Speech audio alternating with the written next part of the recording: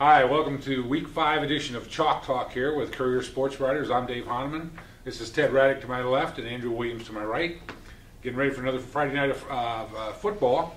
Locally, the big game is Toledo St. John's coming to Findlay. St. John's just got their first win last week. They beat St. Francis 37-31. Findlay is 4-0 with a chance to go to 5-0. And if they go to 5-0, next week's matchup gets really big because they'd be with Lima. They're at Lima Senior. And Lima Senior is a big surprise this year. They are also undefeated at 4-0. So what's the biggest surprise for you about Findlay High School? How are they getting this done? The biggest surprise for me, and this has been, I've covered Findlay High sports for 25 years now, something. The biggest rap everybody had on Findlay High School kid was that their kids were soft. They're a country club school. Their kids were soft. And what I'm seeing this year on the football team is these kids are playing hard. I mean, they came out, and they were going to beat Oregon Clay, I think, last week anyways. But they just came out, and they just took hold of that game, and they said, we're going to beat you. We're going to beat you physically. We're going to beat you mentally. We're going to beat you execution-wise. And they went out and did it. And that is the biggest difference I see. When they go out and exert themselves and put their stamp on that game, that's why they're winning. What do you think is the scariest thing about this week's game with St. John's? What is something that St. John's does that maybe is going to give Findlay some trouble? What St. John's does and what killed Findlay last year was St. John's will force turnovers. Findlay had 5 of them last year. 3 of them led to 17 points, and they lost by a touchdown. The other thing with St. John's is St. John's can be a mental battle when you get out on the field. They are the one school that Findlay in particular probably identifies with in the track as the team they want to beat. St. John's a lot of times sets the standard in boys soccer, golf, basketball, not so much in football because they're really struggling, but they have this image that they are the team that represents the track in a lot of sports. So they become the team that you want to put your stamp on by beating them.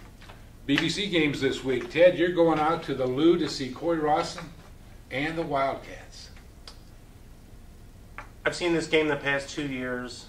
Both schools feel like they can beat each other, and they should. They should. And I want to tell you what, they hit each other for 48 minutes as hard as they can, and people may chuckle when they hear about these two schools, but boy, they play hard, and they are fun football games to watch when these two. A lot of pride between those two. Yep. Oh, yeah. Want to get that win. Yep.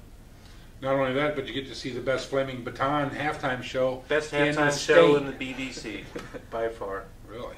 Flaming batons flying through the air while the Van Loo Band plays Immigrant Song behind them. Wow, you don't see that It's very awesome. often. Andrew, you're off to Friday night. You're going to see North Baltimore at Van Buren. Intriguing matchup. Back during the summer when I did the football countdowns on these guys, I circled this as kind of a rivalry game. The teams haven't played since the 80s, but back then it was a real heated rivalry.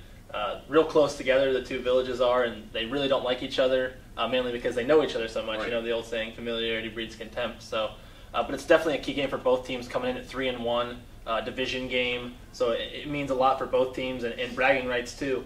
I think Van Buren probably has the upper hand just from what I've seen. I've seen a little bit of North Baltimore. Offensively, they're fine. Moved the ball well against Lipstick, scored some points, but defensively, I don't think they're up to snuff yet. Van Buren probably a little more athletic.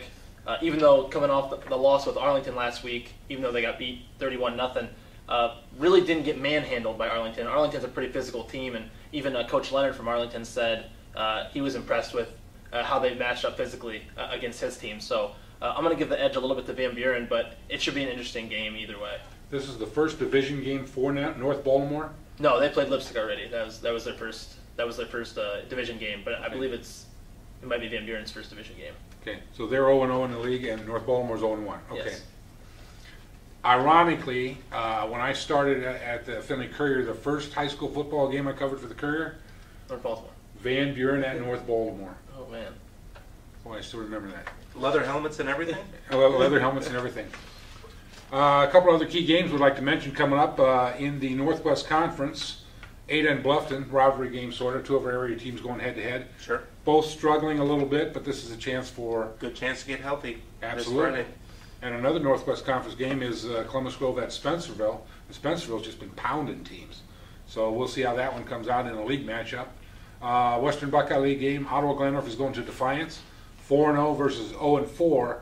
But these two teams, you go up Route 15, they don't like each other. As Andrew said about rivalry games, this is a rivalry game. These teams just like to go out and beat each other up, I think. Now, Dave, you're a resident of Ottawa. Yes. You know, the Titans are doing things a little differently this year. Absolutely. You know, the Air Shriner attack. Who would have thought? Who would have thought that Right. Ottawa-Glandorf will be winning, throwing the ball over the field? Not me. Ken Shriner was an all-state lineman at Tiffin Calvert. He played lineman for Bowling Green State University. This is a guy who likes to build his teams around a big, strong line running the football. But he told me in the preseason interviews and stuff where his talent is. He's got a quarterback that can throw.